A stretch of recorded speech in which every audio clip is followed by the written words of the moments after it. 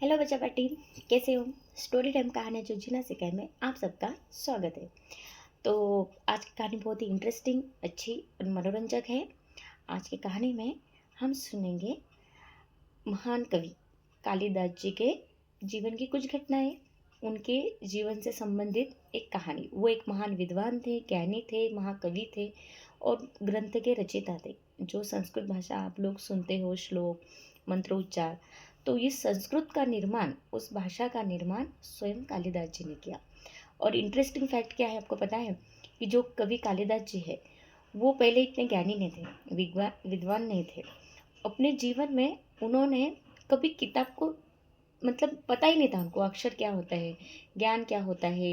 इतनी संस्कृत, इतनी कठिन भाषा जब हम बोलते हैं, देखा जाए तो इजी है अगर हम उसमें पढ़ाई करें तो, पर कहते हैं कि उसको सीखने के लिए बहुत ज़्यादा चातुर्य, समझ और विवेक चाहिए। तो उस ग्रंथ का निर्माण स्वयं कालिदास जी ने कहा। तो बात ऐसी है कि शॉर्टकट में बताती हूँ, क्योंकि हम कहानी की ओर बढ़ेंगे। कालिदास जी के बारे में थोड़ा सा बताती हूँ कि वो इतने विद्वान नहीं थे, तो मूर्ख थे, मतलब अज्ञानी थे, पूरी तरह से मूर्ख। तो एक बार वो ऐसे मूर्ख थे कि जब एक पेड़ पे बैठे थे वो, और जिस डाल पे वो बैठे थे उसी डाल को वो कट कर रहे थे।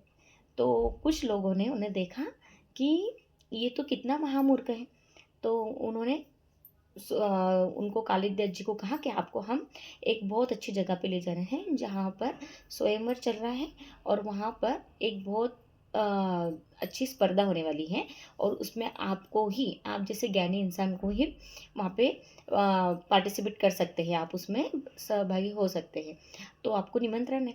तो कालिदास जी तो मूर्ख थे, मतलब उनको इतना समझ भी नहीं है। अब उनको लेकर चले गए मना के, जिस जैसे बोले वैसे वो हाँ करते गए और चले गए उन लोगों के साथ, दूसरे पंडितों के साथ। और जब वो पंडितों का एक शतरंज षड्यंत्र था, एक चाल थी कि जिस राजकुमारी का स्वयंवर था, विवाह था, उस राजकुमारी ने कितने ही राजाओं को, कितने ही विद्वानों को अपने इस स्पर्धा में हरा दिया था। उस वक्त जो स्पर्धा चलती थी, मतलब आईक्यू लेवल टेस्ट जो चलती थी, तो वो उसमें सबको उन्होंने हरा दिया था राजकुमारी। वो राजकुमारी इतनी होशियार थी। तो जो पंडित थे इनको भी हरा दिया था। तो वो राजकुमारी से बदला लेने के लिए उन्होंने सोचा कि इस राजकुमारी का विवाह किसी महामूर्ख से हम करवा दें। तो महामूर्ख से विवाह करवाने के लिए वो मोर को ढूंढने लगे। और जब कालिदास जी उनको दिख गए, मतलब एक पेड़ पे एक ही इंसान जिस डाल पे बैठा है उसी डाल को कट कर रहा है, उसी साइड से, जिस साइड से कट कर रहा है, तो डाल गिरेंगे तो वो भी गिरेगा। तो उन्हें पंडितों को लगा कि इससे ज़्यादा मूर्ख इंसान तो कोई और नहीं मिलेगा। तो उन्होंने उसे ही चुना और उस राजकुमारी के पास ले गए उस स्वयंवर में। और राजकुमारी को ऐसा दर्शाया, उनको अच्छे कपड़े वगैरह पहना दिए कि बहुत महान वैज्ञानिक है, बहुत विद्वान है, आप इनसे जो भी पूछे इनके जवाब देंगे। और कालिदास जी को दो तीन बातें बता दी थी कि बस आप ऐसा कहना, मुंडे हिलाना, या फिर एक उंगली, दो उंगली, तीन उंगली ऐसे बता देना जो भी प्रश्न करेंगे। ज़्यादा कुछ बोलना मत, मौन ही रहने को कहा, बस इशारों में आप आंसर देना। तो वो चले गए। और फिर वहाँ पे क्या, राजकुमारी को ने जो भी सवाल पूछे उन्होंने उन्होंने फिंगर के माध्यम से जवाब दिए। जैसे उन्होंने कहा दुनिया में सर्वश्रेष्ठ क्या है, तो उन्होंने तीन उंगली बताई। तो तीन उंगलियों में क्या है, तो उनका मौन बता दिया कि इनको मौन है करके। आज गुरु जी का मौन रहता है, महाराज का। तो उनके चेले जो पंडित वो होशियारी थे, तो उन्होंने बता दिया कि एक तो सबसे महान तो ये है कि हमारे माता पिता, दूसरे गुरु, और तीसरा है परमात्मा। तो सबसे बड़ा तो परमात्मा है, एक ही सच है जो परमात्मा है, और दूसरे माता पिता, और तीसरे हमारे गुरु। तो उन्होंने इस तरीके से बताया सभी चीज़ों को। और बहुत से ऐसे सवाल किए कि एक सत्य क्या है, तो वो भी बताया। तो उन्होंने बताया एक सत्य तो परमात्मा ही है। ऐसे बहुत से सवाल दिए और उन्होंने उसको फिंगर के माध्यम से बताया। तो रानी को लगा बहुत विद्वान है, अब बोल तो नहीं रहते, मौन रहने का उनको बोला ही था। और उनका विवाह हो गया। पर विवाह के पश्चात क्या हुआ कि विवाह जब हुआ तो उसके बाद क्या हुआ कि वो राजकुमारी को बाद में सच्चाई पता चल गई कि इनको तो कुछ आता ही नहीं है। ये जो कालिदास जी है, पंडित बन के आया, विद्वान बन के आया, उनसे विवाह किया, और उस रानी ने स्वयं उनको चुना था, राजकुमारी ने। तो ये विज्ञान नहीं है, ज्ञानी नहीं है, विद्वान नहीं है। तो उन्होंने फिर उन्हें निकाल दिया अपने रूम से, उनको अपने महल से निकाल दिया, और उन्हें कहा कि जब तक आप विद्वान बन के नहीं आते तब तक आप मेरे समक्ष मत आइए, मेरे सामने मत आइए। तो रानी ने उस तरह उनको निकाल दिया। और पर कालिदास जी को इस बार बहुत हर्ट हुआ, उनको ये बात बहुत ज़्यादा चुभ गई, बहुत बुरी लगी। और जब कहते हैं ना, जब 100 बार बोलने के बाद भी कोई असर नहीं पड़ता, पर एक बार एक घाव ऐसा लग जाता है जिसका इंसान पूरी तरह से चेंज हो जाता है। तो वो बात उन्हें इतनी लग गई, और फिर उन्होंने गए, एक अच्छा ज्ञानी गुरु ढूंढा, और उस गुरु के पास उन्होंने विद्या ग्रहण की, अथक परिश्रम किया, बार बार रटते थे श्लोक मंत्र, जो जो पढ़े थी उस ग्रंथों के हिसाब से, जो जो ग्रंथ वो पढ़ते थे, बहुत करते। अभी पहले से पढ़े नहीं, अभी एकदम से पढ़ना हो गया। इसलिए अभी कैसे बच्चे जब छोटे होते तब जल्दी पढ़ लेते हैं, उनकी ग्रस्पिंग पावर अच्छी होती है, लर्निंग कैपेबिलिटी बहुत अच्छी होती है। पर बाद में एक बार हम एक फिक्स मोड में आ जाते हैं तो फिर थोड़ा टाइम लगता है फ्लेक्सिबल होने को। पर फिर भी उन्होंने और परिश्रम किया। जहाँ आपको अभी इस उम्र में, जब से अपन 1 to 10 की उम्र में जितनी जल्दी आप सीखते चीज़ें, उसके बाद अगर 15, 16, 20 के बाद सीखते हो तो आपको थोड़ा टाइम लगता है, समय लगता है।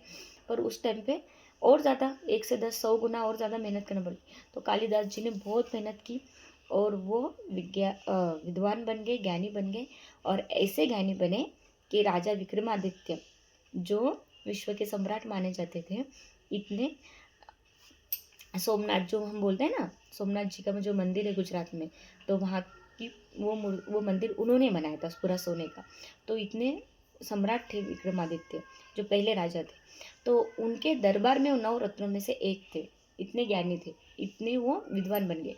और इतने अच्छे, जैसे हम अकबर बीरबल की कहानी बुझते थे, नली रामा की कहानी सुनते, तो जैसे ना तेनाली रामा राजा कृष्णदेव राय के फेवरेट थे, अकबर के बीरबल फेवरेट थे, वैसे राजा विक्रमादित्य के तुलसीदास, ये सॉरी, कालिदास जी फेवरेट थे।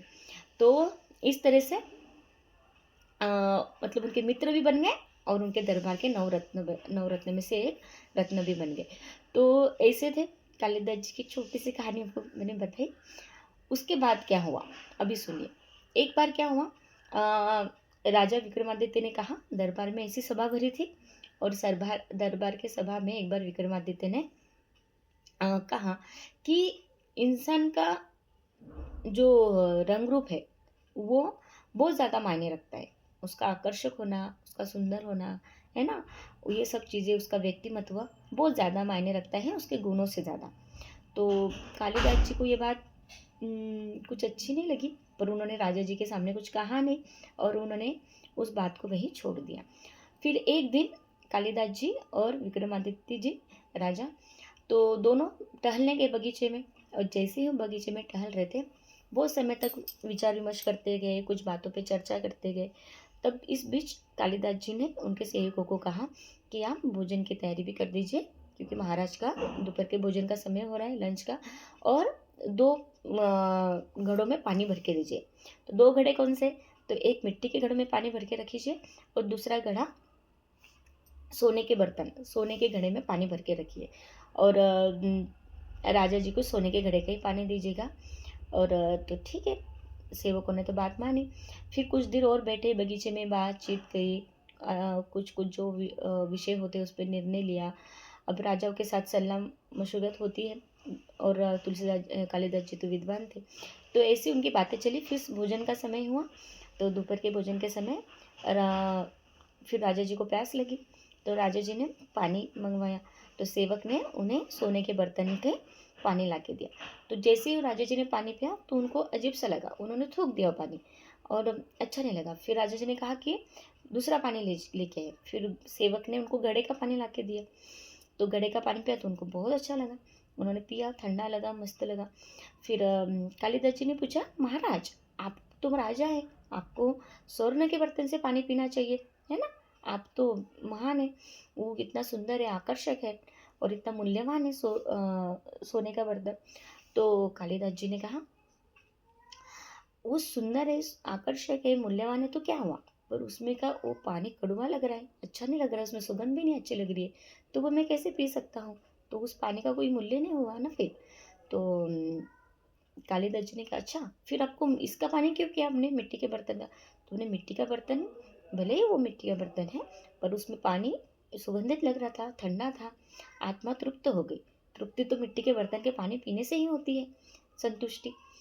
तो कालिदास जी ने कहा, महाराज तो फिर आकर्षक और सुंदर होने का कोई मूल्य नहीं है, अगर वो उसके अंदर गुण नहीं है तो राजा जी बात समझ गए। विक्रमादित्य भी विश्व सम्राट थे, वो भी ज्ञानी थे, वो समझ गए कि कालिदास जी को मुझे क्या समझाना है, उनकी सीख वो समझ गए।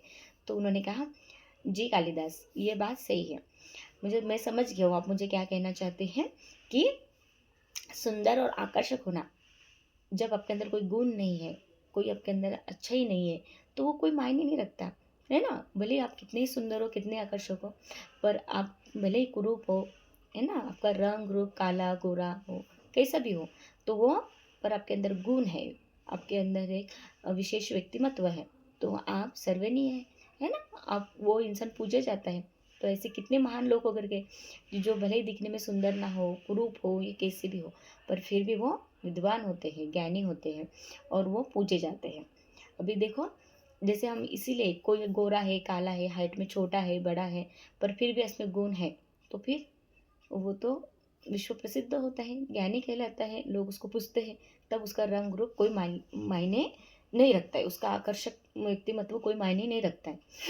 अब ऐसे कितने लोग होकर गए, जैसे हमारे एपीजे अब्दुल कलाम देखो, कितने छोटे से हाइट के थे, इतने विशेष पर्सनैलिटी उनकी नहीं थी, पर उनके गुणों ने उनको विशेष पर्सनैलिटी बना दिया।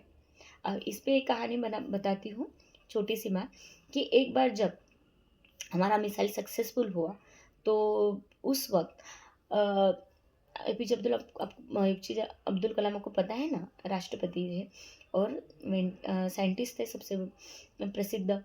तो उन्होंने जब वो मिसाइल को सक्सेस कर दिया, हम भारत हमारा 5वें स्थान पर आ गया टेक्नोलॉजी के फील्ड में। इतना भारत को तंत्रिकी भाग में इतना ज़्यादा प्रसिद्धि मिल गई। तो उस पर जब हमारे प्रेसिडेंट, हाँ, अपने प्राइम मिनिस्टर हमारी इंदिरा गांधी जी थे, तो उन्होंने उनको मिलने के लिए बुलाया, उनका सत्कार करने के लिए बुलाया। तो एपीजे अब्दुल कलाम ने अपने जो सीनियर थे उनको पूछा कि मैं ऐसा क्या ड्रेस पहन के जाऊँ, उसे ऐसा कौन सा कॉस्ट्यूम पहन के जाऊँ कि प्रधानमंत्री से जो मिलना है। तो उन्होंने उस वक्त कहा, उनके जो सीनियर थे, हेड थे, तो उनके एचओ ने कहा उन्हें कि कोई कि अब्दुल, तुमने प्रसिद्धि का, सक्सेस का, सफलता का परिधान पहन लिया है, तो तुम्हें और कोई परिधान पहनने की ज़रूरत नहीं। अभी तुम कुछ भी पहनोगे तो लोग तुम्हें तुम्हारे परिधान से नहीं पहचानेंगे, लोग तुम्हें किससे पहचानेंगे, तुम्हारी इस काबिलियत से, इस सफलता से पहचानेंगे। तो आज भी हम एपीजे अब्दुल कलाम को बड़े गर्व से पहचानते हैं, उनका मान सम्मान करते हैं। उन्होंने भारत को एक मिसाइल माइन के नाम से उनको जाना जाता है। तो भारत को मिसाइल के इसमें इतनी बड़ी प्रसिद्धि दी, है ना, तंत्र निकेतन में। तो ऐसा होता है, इंसान को उसके रुतबे से या फिर उसके रंग रूप से नहीं आंका जाता, उसको उसके गुणों से और उसके संस्कारों से उसे परखा जाता है। ठीक है, तो कहानी कैसी लगी, कहानी अच्छी लगी तो लाइक शेयर सब्सक्राइब जरूर करना। स्वस्थ रहो, मस्त रहो, बाय।